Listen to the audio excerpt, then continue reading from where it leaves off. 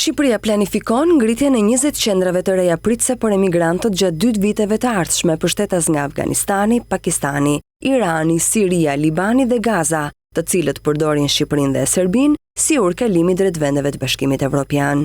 Plani kombëtar i kontingjencës parashikon një buxhet që varion nga 195 milion lek në skenari normal deri në 708.7 milion lek që parashikohet kostoja për ngritjen e qendrave në rast krize për 2 vitet e ardhshme. Qendrat e reja do të vendosen në 3 qarqe: Korç, Gjirokastër dhe Vlorë, me kapacitete nga 100 deri në 410 shtretër. Projekt vendimi për planin u miratua në mbledhjen e fundit të Këshillit Konsultativ të Agjencisë për Mbështetjen e Vetçeverisjes Vendore. Aktualisht kapacitetet pritëse janë të përqendruara në Tiranë dhe në disa pika kufitare si Gorhot, Kakavi dhe Kapshtic. Plani i ri synon të balancojë shpërndarje në territor, ku sipas relacionit në qarkun e Vlorës parashikohet shtrirja më e gjerë e kapaciteteve pritëse, ndërsa Korça do të ketë numrin më të madh të pikave emergjente.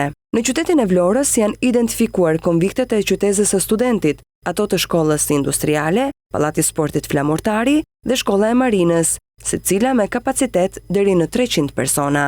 Në bashkinë Korç, Pogradec, Devol, Kolonj, Maliq dhe Pustec janë identifikuar të paktën 10 hapësire që mund të shndërrohen në qendra pritëse. Ndërto përfshihen ambientet e ish shtapit në Floq, hapësira mbi 11.500 m2 në Bilishte dhe Bitinskë, si dhe ish depot e rezervave shtetërore në Lozhan. Në qarkun Gjirokastër, fokusi vendoset kryesisht tek rikthimi në funksion i strukturave ekzistuese të përdorura edhe gjatë krizës së vitit 99. Bashkia Përmet ka identifikuar spitalin dhe konviktet me kapacitet deri në 102 shtretër, ndërsa në Memaliaj pritet vendosja e strukturave pranë stadiumit Karafil Çaushi. Po ashtu, kapacitetet tjera janë planifikuar në Selenic, Delvin, Himar dhe Konispol.